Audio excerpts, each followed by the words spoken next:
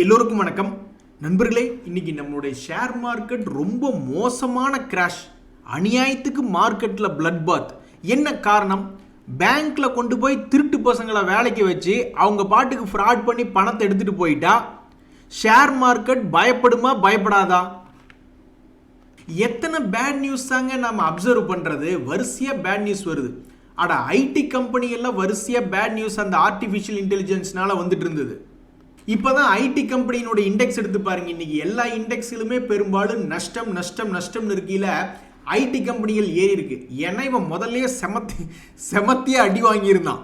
அதனால இப்போ 2-3 நாட்களாக இந்த ஐடி பேட் நியூஸ், ஒரு 15 நாளா பேட் நியூஸ் அப்சர்வ் பண்ணி பல பங்குகள் 25%, 30% இறங்கிய பிறகு இப்பதான் சுமாராக இந்த நிப்டி ஐடி இண்டெக்ஸ் என்பது அதனுடைய சரிவை தடுத்து கட்டியிருக்கு. உடனே மற்ற பக்கம் இந்த பக்கம் ஆரம்பிச்சுட்டாங்க. எல்லா வேலையும் பார்த்துவிட்டு வெங்கலக்கண்ண மாதிரி இந்த ஐடிஎஃப்சி ஃபர்ஸ்ட் பேங்க் என்பது அது மட்டும் பிரைவேட் பேங்க் இண்டெக்ஸ்ல பாசிட்டிவ்ல க்ளோஸ் ஆயிருக்கு. மற்ற பங்குகள்லாம் முக்கியமாக பார்த்தீங்கன்னா இந்த Bandhan bank, RBL bank, Kotak bank, ICC bank எல்லாம் எவ்வளவு பெரிய பேங்க் கம்பெனிகள் எல்லாம் 1%லேருந்து 2% வீழ்ச்சி அடைஞ்சிருக்கு. நண்பர்களே, ஷேர் மார்க்கெட்ல எந்த செக்டர் இறங்கினாலும் நம்ம தாங்கிக்கலாம், பெருசா பாதிப்பு இருக்காது. ஆனா பேங்கிங் செக்டர்ல கையை வச்சு இறக்கி விட்டானுங்கன்னா அது ஏகப்பட்ட இடத்துல அடி வாங்கும். ஸோ இன்னைக்கு நம்மளுடைய மார்க்கெட் இறங்கி இருக்கக்கூடிய மிக முக்கியமான காரணம் பேங்க் இண்டெக்ஸ் தான். பேங்க் இண்டெக்ஸ் முக்கியமாக இறங்குறதுக்கு மிக முக்கியமான காரணம் சமீபத்தில் இந்த ஐடிஎஃப்சி ஃபர்ஸ்ட் பேங்க்ல நடந்த ஒரு ஃப்ராட் என்ற செய்தி தான். ஏன் இப்படி பயப்படுறாங்கன்னா, இந்த ஐடிஎஃப்சி ஃபர்ஸ்ட் பேங்க்ல நடந்த மாதிரி ஏன் மறுபடியும் மற்ற இடத்துல நடக்காது? இப்போ கவர்மெண்ட்டினுடைய பல்வேறு அமைச்சகம் எல்லாருமே சேர்ந்துக்கிட்டு நீ இடத்துக்கு நம்ம பிரைவேட் பேங்க்ல கொண்டு போய் அக்கௌண்ட் வச்சுக்கிட்டு எல்லாரும் நம்ம பொதுத்துறை வங்கியிலே வச்சுக்கிட்டா அப்படின்னு நினைச்சாங்கன்னா என்ன பண்றது? ஏங்க, நம்ம அக்கௌண்ட்ல வெறும் 50 ரூபா 100 ரூபா ஏடிஎம்ல வித்ட்ரா பண்ணா கூட நம்மளுக்கு மெசேஜ் வருதுங்க, எஸ்எம்எஸ் வருது, இமெயில் வருது. 500 கோடி எடுக்கிற வரைக்கும் இவங்க எல்லாம் என்னங்க பண்ணிக்கிட்டு இருந்தாங்க? ஆக மொத்தம் ஒரு பெரிய சாம்ராஜ்யத்தையே பேங்க் இண்டெக்ஸே சரிஞ்சு விட்டுவிட்டு இந்த ஐடிஎஃப்சி பெஸ்ட் பேங்க் என்ற பங்கு இன்னைக்கு ஒரு 50 பைசா ஏறி இருக்கு, 47 பைசா ஏறி இருக்கு. நண்பர்களே, இன்னும் சந்தோஷமான விஷயம் 2 இருக்கு. இந்த விஷயத்தோடுங்க இது பிளட் பாத் ஆயிடுச்சு. ஏற்கனவே மனசு நொந்து போய் தான் உட்காந்துருக்கோம். சத்தியமா நிப்டிக்கு மாலை மரியாதை போட்ட மாலை மரியாதைலாம் நான் கழட்டி கொண்டு வந்து வீட்டுக்குள்ள வச்சிருவேன். உனக்கெல்லாம் இனி மாலை மரியாதை கிடையாது. ஏன்னா நீ தான் 25,300 கீழே எங்க போர்ட்ஃபோலியோலாம் பெரிய ஓட்டையா போட்டு வச்சிருக்கியே. ஆனா பாருங்க நண்பர்களே, இன்னைக்கு மார்க்கெட்ல இறங்கி வீழ்ச்சி அடிபட்டு சின்ன பின்னமாக கிடந்த சில பங்குகள்லாம் இன்னைக்கு மேல வந்திருக்கு. கன்சியூமர் டியூரபிள்ஸ், சீக்கிரம் அழிஞ்சு போகாத லைஃப் லாங் உதவி செய்யக்கூடிய கன்சியூமர் டியூரபிள்ஸ் அப்படின்ற செக்டர்ல பார்த்தோம்னா இந்த டிக்சன்லாம் ரொம்பவுமே கிராஷ் ஆகி கிடந்த பங்கு. அது இன்னைக்கு ஒரு 4% ஏறி இருக்கு என்பது ஒரு மகிழ்ச்சியான விஷயம். பல பேர் என்ன எதிர்பார்க்குறாங்கன்னா, இந்த டிக்சன் டெக்னாலஜிஸ் அப்படின்ற பங்கு ஏறுமுகமாகவும் இறங்குமுகமாகவும் ரொம்பவும் வால்டிலிட்டியாக இருந்த பங்கு தான். ஆனால் கடந்த ஒரு 4-5 மாசமாகவே வீழ்ச்சினே இருந்திருக்கு. இது யாருமே எதிர்பார்க்காத ஒரு விஷயம். ஸோ இன்னைக்கு ஒரே ஒரு நல்ல விஷயம் என்ன நடந்திருக்கு அப்படின்னு பார்த்தீங்கன்னா, இந்த பங்கு தொடர்ந்து சரிவடையாமல் போன ஜனவரி மாசத்துல என்ன ஒரு வீழ்ச்சி இருந்ததோ அந்த வீழ்ச்சிக்குள்ளேயே தற்போது ட்ரேட் ஆகி கொண்டு வந்து விட்டு இன்னைக்கு ஒரு 4% ஏறி இருக்கு அப்படின்ற ஒரே ஒரு மன ஆறுதல் தான். ஆஹா நண்பர்களே, இன்னொரு ஹீரோவான பங்கு இருக்கு நம்மளுடைய ஷேர் மார்க்கெட்ல இன்னைக்கு. த ஃபர்ஸ்ட் டைம் எல்லாரும் ஒரு தடவை அட்டகாசமா கைதட்டுங்க பார்ப்போம். டாடா மோட்டார் கமர்ஷியல் வெஹிக்கிள் முதல் முறையாக 500 ரூபாயை கடந்திருக்கு. இப்பதான் இந்த பங்கு 300 ரூபாயில பார்த்ததாக ஞாபகம். அங்கிருந்து 500 ரூபாய் வந்திருக்கு. ஒரு செக்டர் லீடருக்கு உண்டான மரியாதை இந்த ஷேருக்கு கிடைச்சிருக்கு. எத்தனையோ செக்டர் லீடர்களுக்கு கிடைக்கல. இப்ப ஹெச்டிஎஃப்சி பேங்க் லேசா மேல இருந்து இறங்கி தான் ட்ரேட் ஆகிட்டு இருக்கு. டிக்சன் அப்படின்றது எலக்ட்ரானிக்ஸ் மேனுஃபேக்சரிங் செக்டர்ல பெரிய ஆள், அவனும் கீழே இறங்கி தான் ட்ரேட் ஆகிட்டு இருக்கான். இன்னும் இன்ஃபோசிஸ் ஐடி துறை, டிஃபென்ஸ்ல பாத்தீங்கன்னா இந்த ஹிந்துஸ்தான் ஏரோநாட்டிக்ஸ், ரயில்வேஸ்னு பல்வேறு செக்டர்கள்ல ஃபோக்கஸ்ல இல்லாத செக்டர்ல இருக்கக்கூடிய பல்வேறு செக்டர் லீடர்கள் துரதிருஷ்டவசமா இறங்கி தான் கிடக்கிறான். இது ஏற்கனவே மனசுக்கு ரொம்பவுமே வலியா இருந்தது. அந்த சமயத்தில் சில செக்டர்களை சேர்ந்த பங்குகள் மேல் நோக்கி வந்திருக்கிறதுல இந்த டாடா மோட்டர்னுடைய கமர்ஷியல் வெஹிக்கிள் டிவிஷன் ரூபாயிலிருந்து முதல் முறையாக 500 ரூபாயை தாண்டினது வேற லெவல். அது எங்கேயுமே தங்குதடை இல்லாமல் அவன் பாட்டுக்கு ஒரு ராக்கெட்டை மேலே விட்ட மாதிரி வந்திருக்கான்.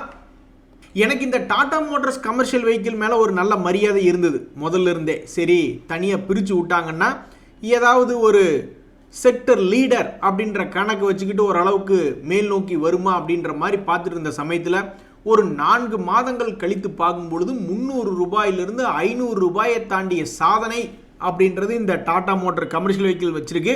கரெக்டு, இவங்களுக்கு தான் இந்த பதவியை கொடுக்கணும். பழைய நேம் டாடா மோட்டார் என்பது யாருக்கு சொந்தம்? டாடா மோட்டார் பேசஞ்சர் வெஹிக்கிளுக்கு சொந்தமா? கிடையாது.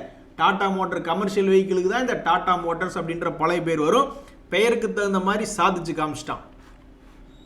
இன்னைக்கு மார்க்கெட்டில் இன்னொரு ஹீரோ நண்பர்களே, ரெட்டிங்டன் அப்படின்ற பங்கு குருவி உட்கோர பனங்காய் விழுந்த கதையாக இன்று 13% ஏறி இருக்கிறது. எதனால அப்படின்னு பார்க்கும் பொழுது, முதல்ல இந்த பங்கினுடைய விலை தற்போது தான் கீழே வந்து போன மாதங்களினுடைய கடந்த 6 மாதனுடைய லோவில் வந்து விழுந்தான். உடனே பல ஸ்மார்ட் மணி கான்செப்டுக்காரங்களாம் பணத்தை போட்டு சும்மா உட்காந்து அப்படியே வேடிக்கை பார்த்துக்கிட்டே இருந்திருப்பாங்க. சும்மா குருவி உட்கோர பனங்காய் விழுந்த கதையாக அவங்களுக்கு இதுக்கு சம்பந்தமே கிடையாது. 10 ஷேர் அடிச்சாங்கன்னா 1 2 தான் அது ஸ்மார்ட் மணி கான்செப்டில் மேல் நோக்கி ஏறி வரும். ஆனால் இந்த ரெட்டிங்டனில் என்ன நடந்தது அப்படின்னு பார்த்தீங்கன்னா, ஃபர்ஸ்ட் ஆஃப் ஆல் இவங்க இந்த ஆப்பிள் ஃபோன் ப்ராடக்ட்ஸ்லாம் இருக்கு இல்லைங்களா, ஐஃபோன் போன்ற பல்வேறு ப்ராடக்ட்டுகளுக்கு இவங்க ஒரு மிகப்பெரிய ஒரு டிஸ்ட்ரிபியூட்டர். அப்படி இருக்கும்பொழுது சமீபத்தில் டிம் குக் அவர்கள் வந்து என்ன சொல்லிக்கிட்டு இருந்தார், அவருடைய பேச்சு எந்த மாதிரி இருந்ததுன்னா, ஆப்பிள் ரிலேட்டடான ப்ராடக்ட்ஸ் பயங்கரமாக ஏதாவது புது புது ப்ராடக்ட்டுகள் லான்ச் ஆகுமோ, இதனால் டிஸ்ட்ரிபியூஷன் சேல்ஸ் இன்க்ரீஸ் ஆகுமோ அப்படின்ற ஒரு தகவல்னால, அவர் வெளியிட்ட அறிக்கையினால இன்னைக்கு இந்த ரெட்டிங்டன் என்பது ஒரு முக்கியமான 6 மந்த் லோவில் இருந்து 2-3 நாள்லயே மேலே ஏறிட்டான். நண்பர்களே, எந்த ஷேர் எப்போ விழுவான்னே தெரியாது. நேற்று வரைக்கும் கூட நல்லா தான் இருந்தால் ஆல் டைம் ஹைலியில் இந்த ஷேரினுடைய செய்தி இருந்தது, ஃபோர்ஸ் மோட்டார்ஸ் அப்படின்ட்டு. இன்னைக்கு போய் எடுத்து பார்க்குறேன் 4.5% இறங்கி கிடக்கு. ஸோ ஷேர் மார்க்கெட்டில் எப்போ எந்த பங்கு குறிப்பிட்ட லோவில் இருந்து ஏறுவான்னு தெரியாது. அதே மாதிரி எந்த ஷேர் வந்து முக்கியமான ஒரு ரெசிஸ்டன்ஸ் பாயிண்ட்லேருந்து துப்புக்கடின்னு கீழே விழுவான்னு தெரியாது.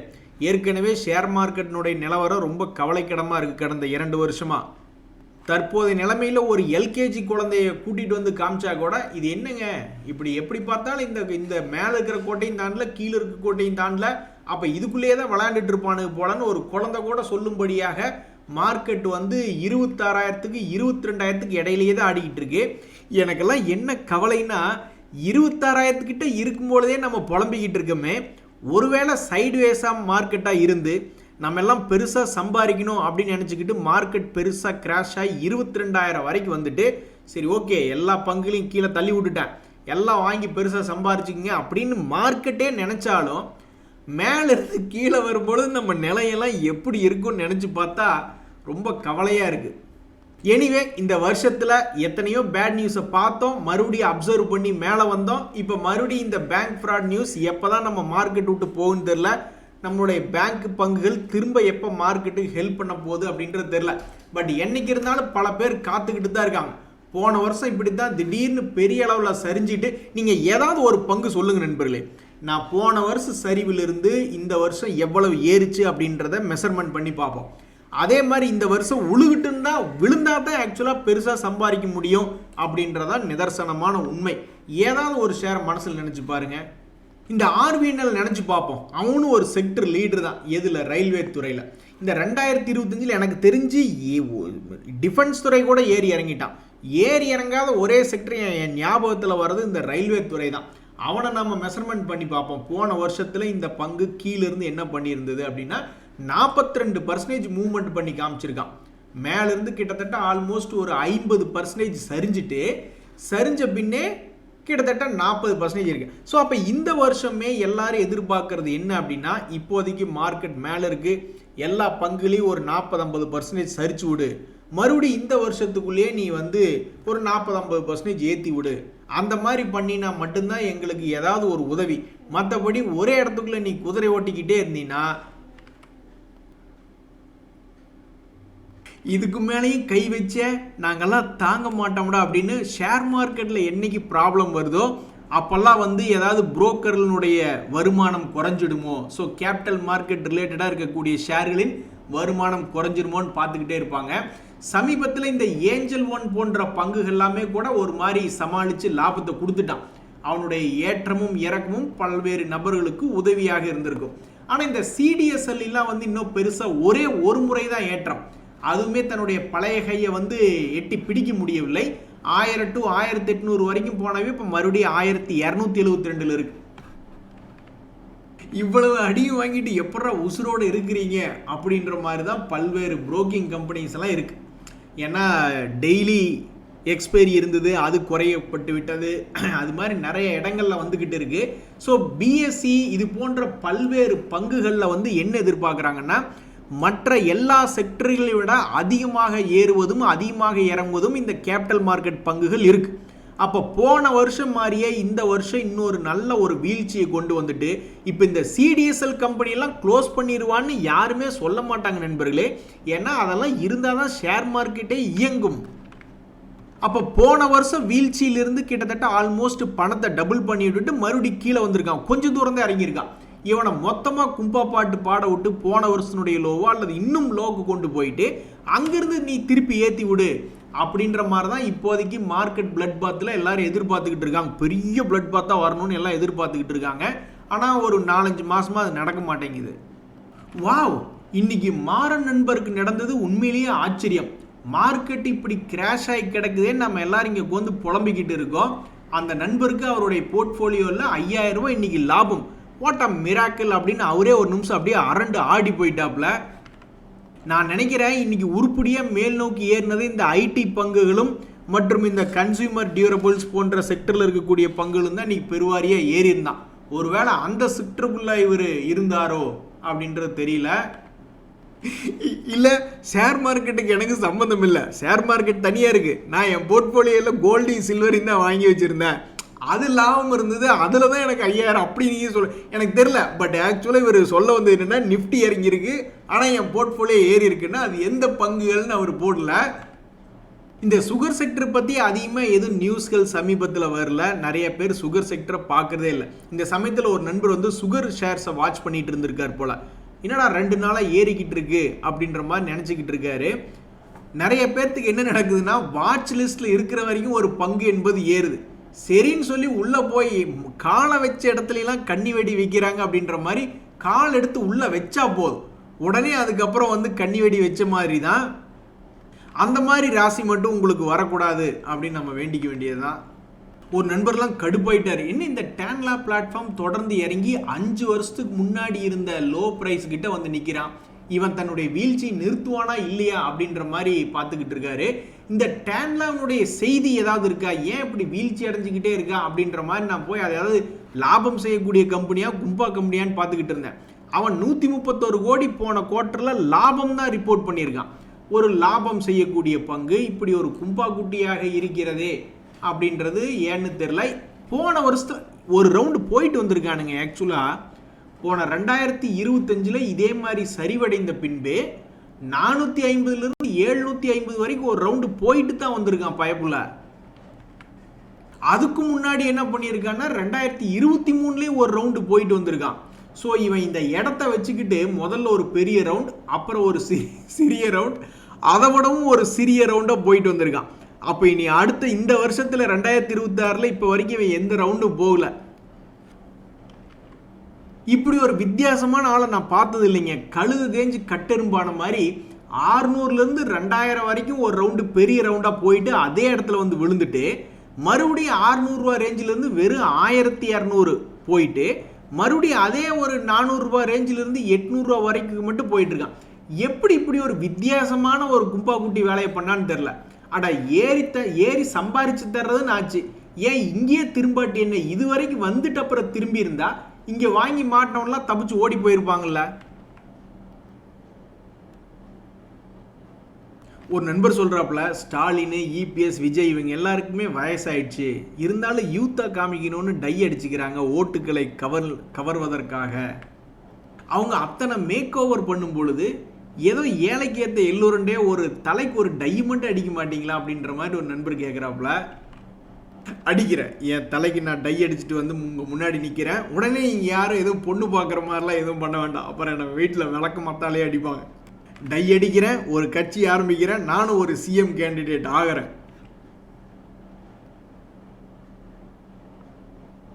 சரி நண்பர்களே, இவ்வளவு நேரம் நம்ம என்ன களவாணி பைய சாவகாசமாக வச்சுருந்தோம் அப்படின்ற மாதிரி நம்ம பேங்க் ஷேர்ஸ் எல்லாம் கொஞ்சம் பயந்துட்டு, பேங்க் ஷேர்ஸ் பயப்படல, அந்த பேங்க் ஷேர்ஸை வச்சிருக்கக்கூடியவங்கலாம் நிறைய பேர் வித்துட்டு இன்னைக்கு கொஞ்சம் ப்ரெஷர், பேங்கிங் செக்டருக்கு ப்ரெஷர் வந்திருக்கு அப்படின்றது ஒரு மறுக்க முடியாத விஷயம். இந்த எஃப்ஐஸுமே வந்து பார்க்குற வரைக்கும் பார்த்துட்டு சரி இந்த மாதத்தில் பையிங் சைடு போகிறாங்களா, அப்படி போனால் அது வந்து ரெக்கார்டு அப்படின்ற மாதிரி ஒரு விஷயம் நடந்திருக்கும். ஆனால் இன்றைக்கி நான் போய் எடுத்து பார்க்குறேன், இன்றைக்கி அந்த பசங்க 7500 கோடிக்கு விற்றுவிட்டு விட்டால் போதுன்னு ஓடி போயிருக்காங்க. ஸோ எந்த சாதனையும் கிடையாது, வேதனை தான். இந்த பிப்ரவரி மாதம் விற்று வச்சுருக்காங்க 6000 கோடி. ஒரே ஒரு சந்தோஷம் என்னென்னா 6000 கோடியோட நிறுத்துனாங்களே அப்படின்னு சந்தோஷப்பட்டுங்க.